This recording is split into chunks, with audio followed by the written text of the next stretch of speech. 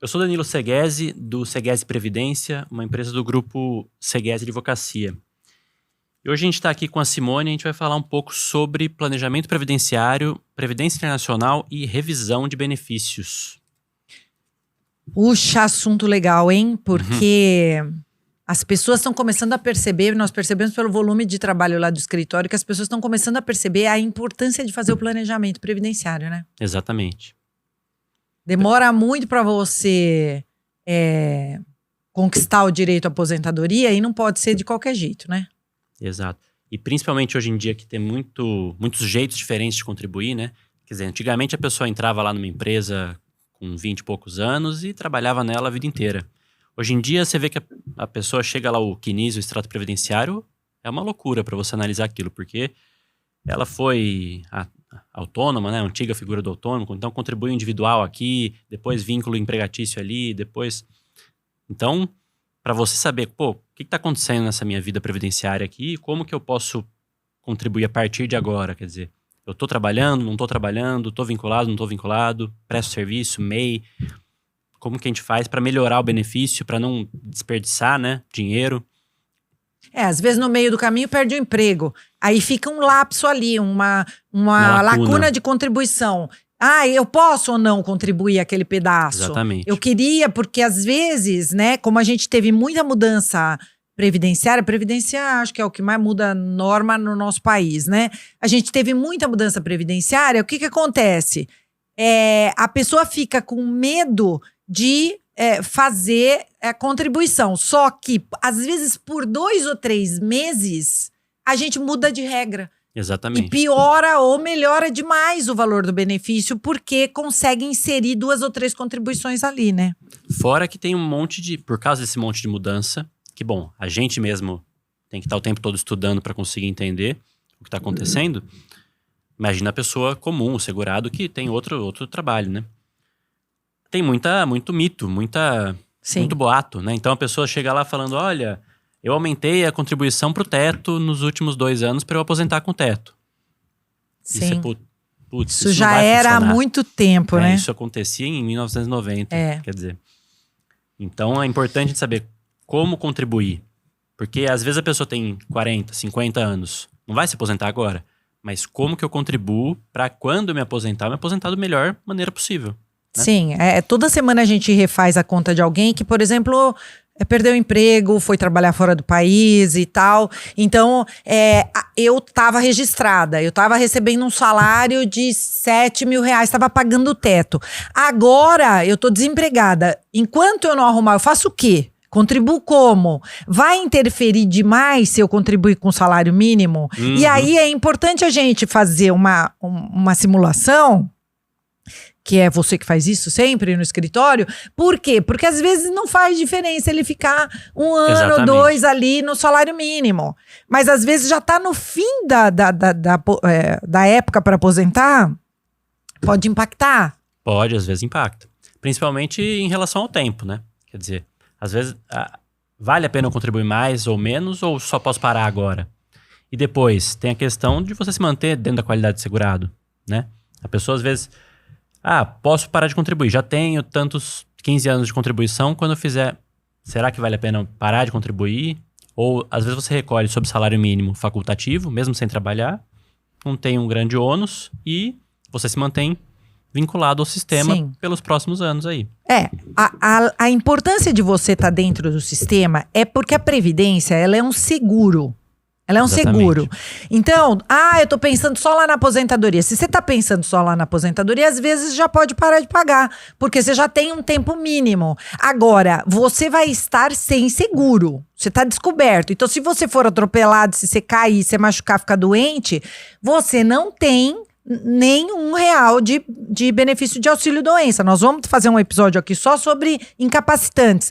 E a gente nunca acha que a gente vai ficar doente, Exatamente. Né? A gente nunca acha. Virar óbito e os morrer dependentes vão ficar sem esse dinheiro, né? Que você já contribuiu. Então, é importante demais que você mantenha um vínculo, nem que seja um vínculo mínimo, tudo bem que aí o seu benefício de doença vai ser também limitado ao que você está pagando nos últimos meses, Mas você pelo menos está dentro do sistema, né? Você parar de pagar, você cai fora do sistema.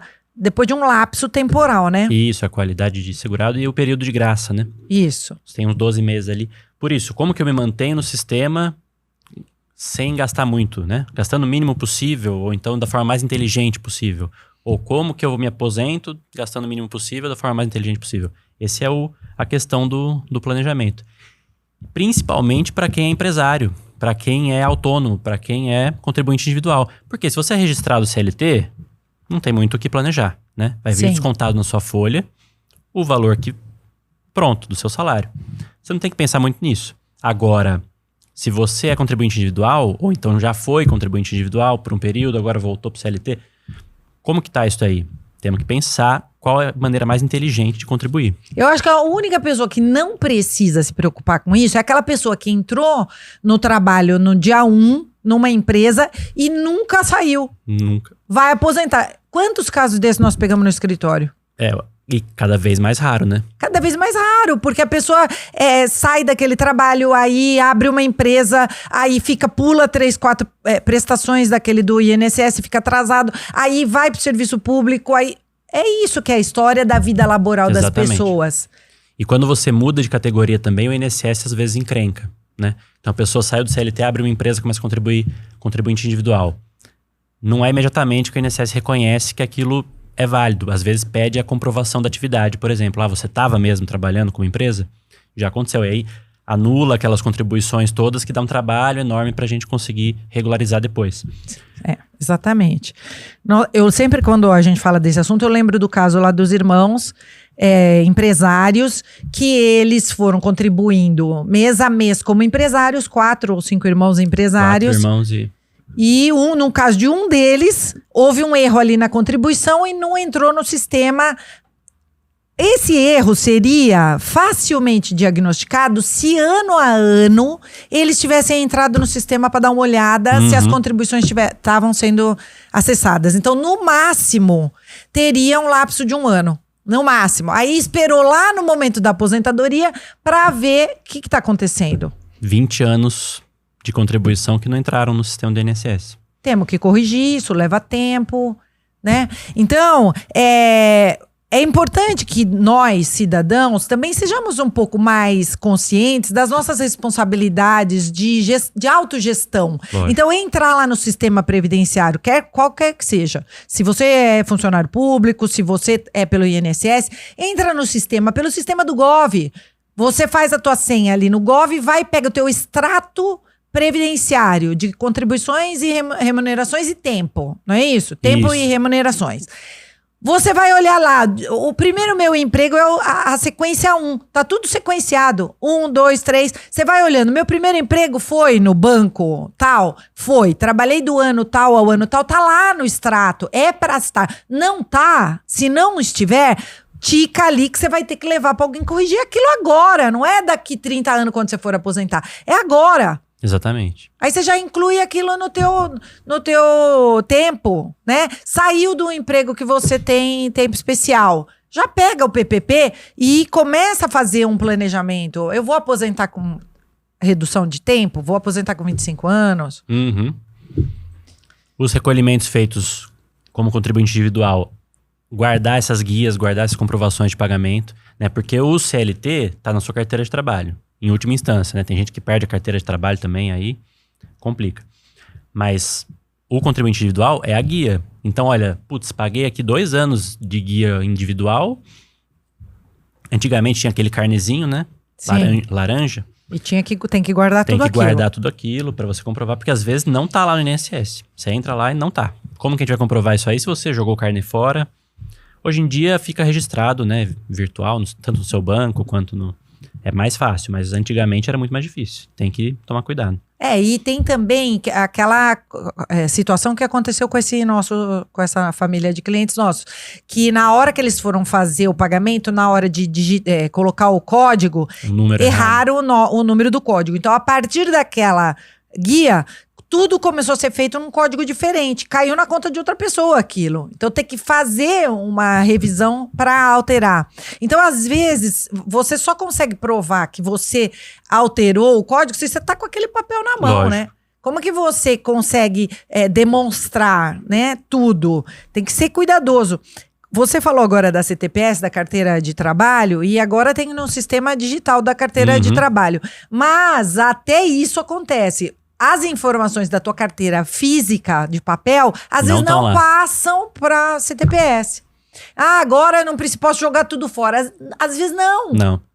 Às vezes até tá e depois os mais desaparece. Antigos quase nunca estão na digital. É muito, muito engraçado. Não sei por quê, mas não são incluídos. Pois é, e aí a gente aconselha nunca jogar esses documentos previdenciários. Faz uma pastinha lá de dossiê previdenciário. Lá dentro tem que ter todas as suas rescisões, lá tem que ter os carnês que você pagou, a abertura de empresas que você participou, né? Se você foi vinculado ao sistema próprio de previdência. Essa pastinha, esse dossiê, você vai levar para o previdenciarista. Me fala aí quais são as melhores possibilidades para mim. Que ano que eu tenho que começar a me preocupar com isso? Qual documento está faltando aqui, né? Por quê? Dá tempo. Os valores, né? Também. Se entraram valores, se eu mantenho o pagamento de tal forma, de outra forma. E com quanto que eu vou me aposentar também? Essa é uma pergunta que todo mundo quer saber, né? E às vezes, dá pra saber agora já, né? Fazer uma previsão, fazer uma simulação, uma projeção de salários. Olha, vamos contribuir assim. Porque idealmente você quer manter uma qualidade de vida, né? Depois de aposentado. Então, vai dar pra fazer? Não vai dar pra fazer? Isso vai ser viável? Quer dizer, preciso complementar minha renda, vou ter que trabalhar. Temos que fazer uma conta, sentar e fazer uma simulação. Você sabe que lá na tua aposentadoria você vai receber 5 mil reais, mas o teu custo de vida é 10, você tem que fazer outro plano. Exatamente. Para agregar, para somar. Então, é importante que você saiba, olha, lá quando eu tiver 65 anos, eu vou ter 5 mil de benefício. Aí, enquanto isso, eu estou me preparando para completar com X, Exatamente. Y, né? Várias outras alternativas que a gente tem até lá no escritório, alguns parceiros que fazem. Então é muito importante que a gente pense nisso com antecedência. Não dá para deixar isso aí para a última hora, para uma hora que a gente... Muitas vezes vale a pena, por exemplo, quando o sujeito é empresário, você retira um certo valor como remuneração daquela empresa. Mas vale a pena então eu contribuir sobre o teto do INSS? Vou retirar aqui 7 mil, 8 mil, agora tá 7.800, né, eu acho. Sim. De Prolabore. Às vezes vale a pena você fazer um planejamento diferente da sua empresa e retirar, por exemplo, para você vale a pena salário mínimo, você retira um Prolabore de salário mínimo e vamos tentar diversificar esse investimento. Quer dizer, tem previdência privada, tem...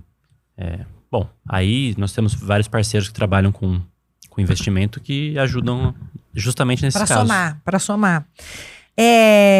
Quando a gente está falando de planejamento previdenciário, a gente tem que lembrar também que a gente aproveita para fazer uma análise na história laboral da pessoa. Então, por exemplo, quando a gente está fazendo o planejamento, a gente dá uma olhada lá no cadastro de informações sociais, que é o CNIS.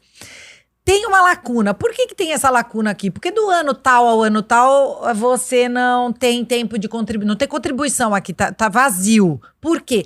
Porque eu trabalhava numa empresa e entrei com uma ação trabalhista contra a empresa.